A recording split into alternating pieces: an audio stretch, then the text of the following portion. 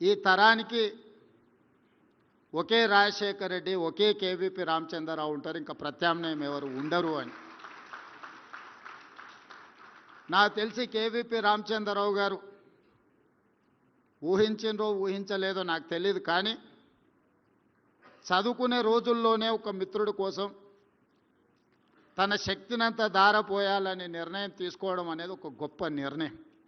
ఆ రోజు ఎవరికీ తెలియదు రాజశేఖర రెడ్డి గారు ₹1 డాక్టర్గా ఉంటారని, పేదలకు సేవలు అందిస్తారని, అందించాలని రాజారెడ్డి గారు భావించి ఉండవచ్చు.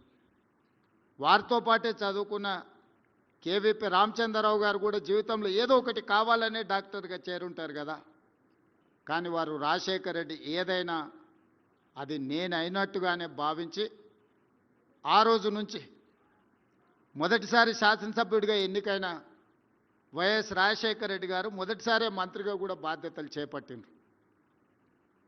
మొదటిసారి వరించిన అదృష్టం 78లో వారు మొదటిసారి ఎమ్మెల్యేగా మారి మంత్రిగా మారిన తర్వాత 2004 వరకు వారు ఎమ్మెల్యేగా, ఎంపీగా ఏది గెలిచినా రాష్ట్రంలో, కేంద్రంలో కాంగ్రెస్ పార్టీ అధికారంలో ఉన్న వైఎస్ గారికి ఎప్పుడు మంత్రి పదవి వరించలేదు.